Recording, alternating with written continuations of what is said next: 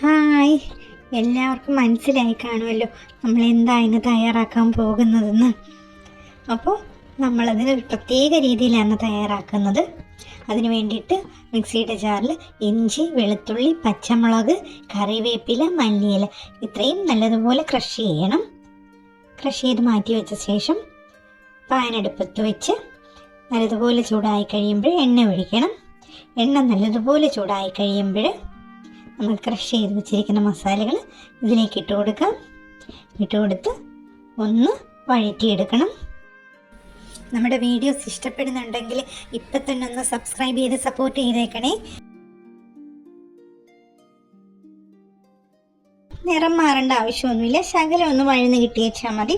അത് കഴിയുമ്പോൾ നമ്മൾ അരിഞ്ഞ് വെച്ചിരിക്കുന്ന കൊച്ചുള്ളി കൂടുതലായിട്ട് വേണം. കൊച്ചുള്ളിയും ഒരു സവോളയും അത്രയും കൂടി ഇട്ട് വഴറ്റാം. അതും ഒരുപാട് വഴറ്റി ബ്രൗൺ കളറൊന്നും ആകണ്ട, ഒന്ന് ട്രാൻസ്ലൂസൻ്റ് ആയാൽ മതി. അപ്പോൾ നമുക്ക് വഴറ്റാം.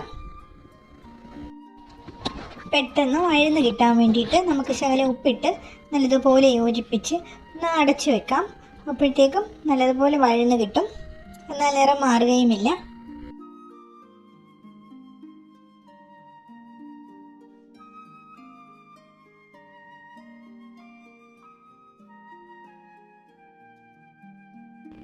അപ്പോൾ ഈ ഒരു പരുവം വരെ വഴന്ന് കിട്ടിയേച്ചാൽ മതി. ഇനിയിപ്പോൾ നമുക്ക് ഒന്നും കൂടെ ഇളക്കിയിട്ട് പൊടികൾ ചേർത്ത് കൊടുക്കാം. മഞ്ഞൾപ്പൊടി, മല്ലിപ്പൊടി, മുളക് പൊടി, കുരുമുളക് പൊടി, ശകലം പെരിഞ്ജീരകപ്പൊടി എന്നിവ ചേർത്ത് കൊടുക്കാം. അതോടൊപ്പം തന്നെ ശകലം ചിക്കൻ മസാലയും ചേർക്കുന്നുണ്ട്. നിങ്ങൾക്ക് വേണമെങ്കിൽ ഗരം മസാല ഓപ്റ്റ് ചെയ്യാവുന്നതാണ്. ഞാൻ പക്ഷേ ചിക്കൻ മസാലയാണ് ചേർക്കുന്നത്. ഇത്രയും ചേർത്ത് നല്ലതുപോലെ പച്ചമണം മാറുന്നത് വരെ വഴറ്റിയിട്ട് തക്കാളിക്കായി ചേർത്ത് കൊടുക്കാം. തക്കാളിക്കായും ചേർത്ത് യോജിപ്പിച്ചതിന് ശേഷം നമുക്ക് ഇതിലേക്ക് ഒരു ലേശം വെള്ളം ഒഴിച്ചു കൊടുക്കാം. മസാല കരിയാതിരിക്കാൻ വേണ്ടിയിട്ടാണ്. നല്ലതുപോലെ വീണ്ടും യോജിപ്പിക്കാം. കറിവേപ്പിലയും ചേർത്ത് യോജിപ്പിച്ചതിന് ശേഷം നമുക്കിത് മൂടി വെക്കാം. മസാല എണ്ണ തെളിഞ്ഞു വരട്ടെ. ചെറിയ തീയിലേ വെക്കാമുള്ളൂ.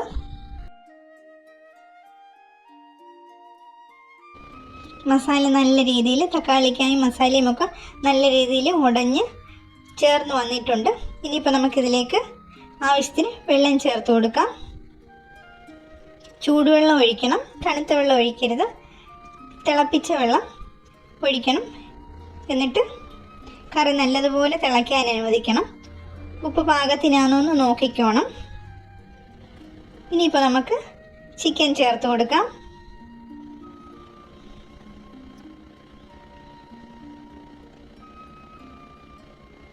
ചിക്കനും ചേർത്ത് ഇളക്കി യോജിപ്പിച്ചതിന് ശേഷം നമുക്ക് അടച്ചു വെച്ച് വേവിക്കാം. ശ്രദ്ധിക്കേണ്ട കാര്യം, നമ്മൾ വിസിൽ ഇപ്പോൾ ഇട്ട് കൊടുക്കുന്നില്ല. ആവി വന്നതിന് ശേഷം മാത്രം നമ്മൾ വിസിലിട്ട് കൊടുത്തേച്ചാൽ മതി. ഇപ്പോൾ ആവി വരുന്നുണ്ട്, നമുക്ക് വിസിലിട്ട് കൊടുക്കാം. ഇനിയിപ്പോൾ നല്ല ഫ്ലെയിമിൽ ഒറ്റ വിസിൽ അത്രയും മതി. അപ്പോൾ അതെ, നമ്മുടെ കറിയൊക്കെ റെഡി ആയിട്ടുണ്ട്. ചാറ് ഇനിയിപ്പോൾ ഒന്ന് തിളപ്പിച്ച് ചാറ് ശകലം ഒന്ന് വറ്റിച്ചെടുക്കണം. ചാറ് വറ്റും തോറും സ്വാദ് കൂടും. പക്ഷേ ചാറോടുകൂടി ചോറും ഒക്കെ കഴിക്കാൻ ചപ്പാത്തിക്കൊക്കെ ചാറ് വേണമെങ്കിൽ ശകലം ഒന്ന് വറ്റിച്ചെടുത്തേച്ചാൽ മതി, നല്ല സ്വാദാണ്. അപ്പോൾ നമ്മുടെ ചിക്കൻ കറി റെഡി ആയിട്ടുണ്ട്. ഊണ് കഴിക്കട്ടെ.